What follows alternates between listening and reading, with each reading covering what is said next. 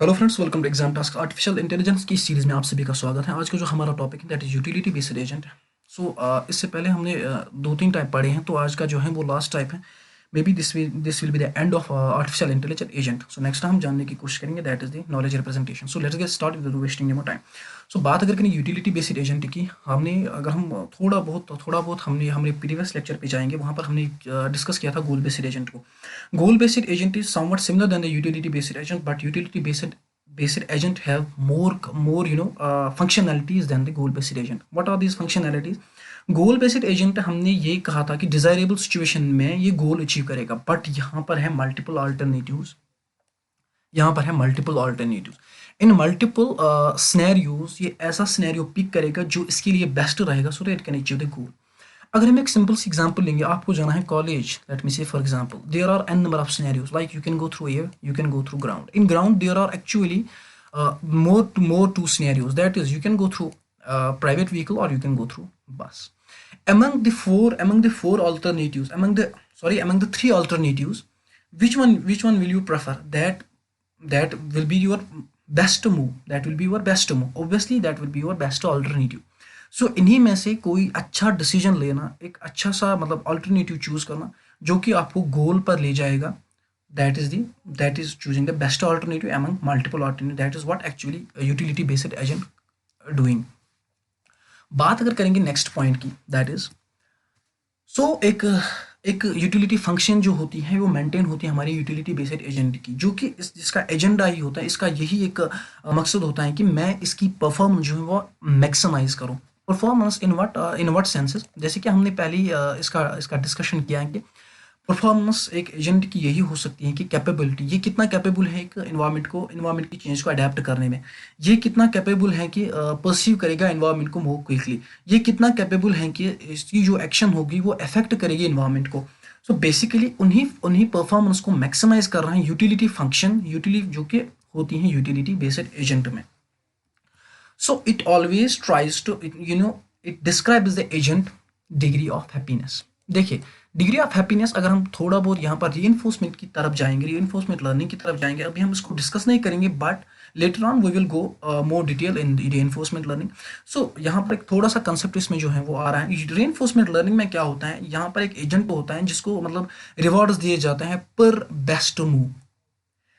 Utility based agent same वही करता है, जैसे कि उस एजेंट को हैप्पीनेस होते हैं जब उसको रिवार्ड मिलता है, तो उसी हैप्पीनेस वो जो कोई मूव करेगा उस मूव को वो कंटिन्यूसली बरकरार रखेगा, तो उससे क्या उसको हैप्पीनेस इंक्रीज हो जाएगी। सिमिलरली यूटिलिटी बेस्ड एजेंट भी वही करता है, उसी मूव को बेस्ट मान के उसको उसको एक हैप्पीनेस अचीव होती है।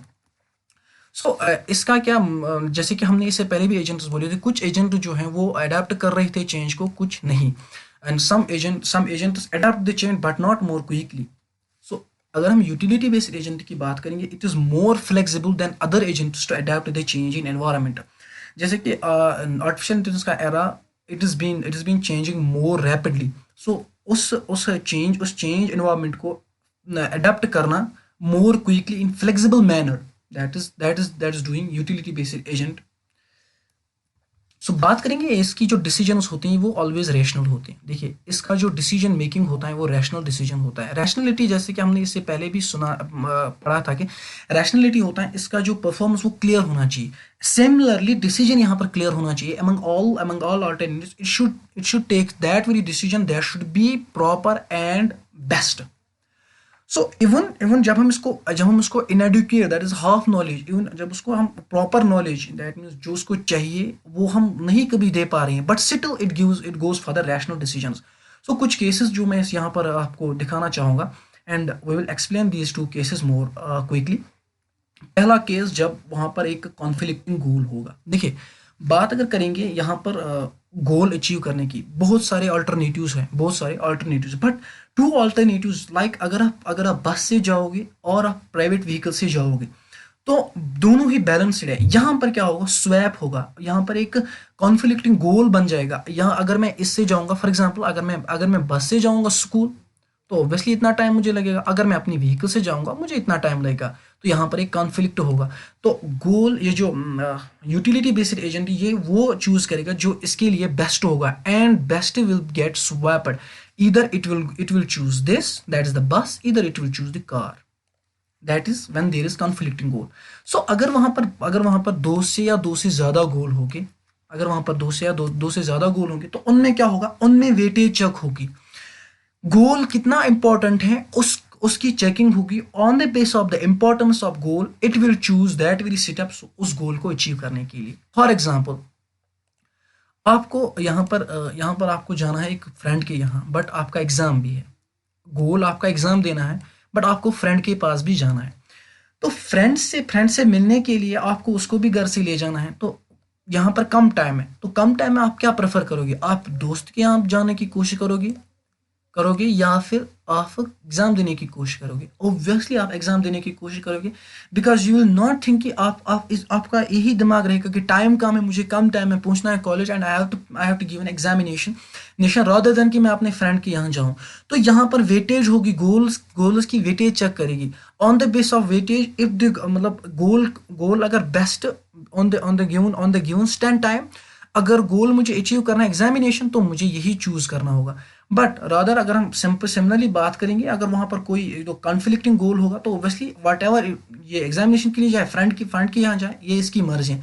बट यहाँ पर जो गोल्स की बात है, यहाँ पर बहुत सारे गोल्स होंगे, उसको जो बेस्ट गोल होगा वो उसकी इंपॉर्टेंस चेक करेगा, उसकी वेटेज चेक करेगा, and obviously it will go through that. Let's take an example. अगर हम बात करेंगे ऑटोमेट कार ड्राइविंग एजेंट की, इससे पहले हमने पीएस मॉडल में भी पढ़ा था ऑटोमेटेड कार एजेंट की। यहाँ पर हम फिर से इसको दोहराने की कोशिश करेंगे।